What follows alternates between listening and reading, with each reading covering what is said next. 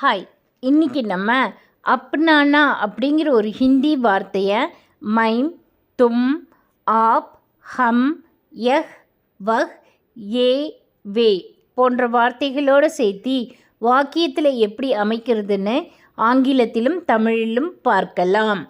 அப்னானா that means adopt, ஏற்றுக்கொள்ளுதல். இதை மைம் அப்படிங்கிற வார்த்தையோட பார்க்கலாம். மைம் that means I am, நான். மைம் அப்னாத்தா ஹூँ, girl.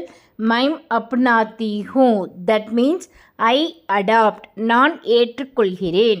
The next one is தும் that means you, நீ. If it is boy, தும் அப்னாத்தே ஹோ, girl.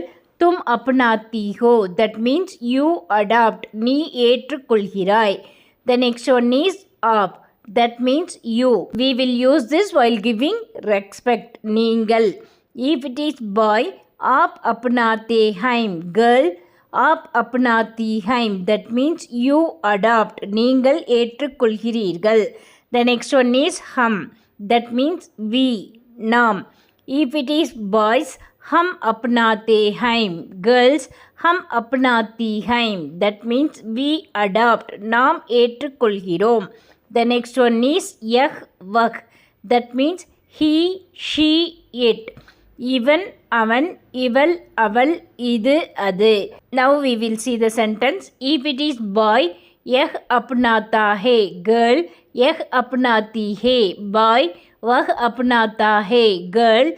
Vah apnati hai, that means he adopts, she adopts, it adopts. இவன் ஏற்றுக்கொள்கிறான், அவன் ஏற்றுக்கொள்கிறான், இவள் ஏற்றுக்கொள்கிறாள், அவள் ஏற்றுக்கொள்கிறாள், இது ஏற்றுக்கொள்கிறது, அது ஏற்றுக்கொள்கிறது. The next one is A, way, that means these, they, those. இவர்கள், அவர்கள், இவைகள், அவைகள். If it is boys, ये अपनाते हैं, girls. ये अपनाती हैं, boys. वे अपनाते हैं, girls. वे अपनाती हैं that means these adopt, they adopt, those adopt. இவர்கள் ஏற்றுக்கொள்கிறார்கள், அவர்கள் ஏற்றுக்கொள்கிறார்கள், இவைகள் ஏற்றுக்கொள்கின்றன, அவைகள் ஏற்றுக்கொள்கின்றன. தன்யவாத். நமஸ்தே.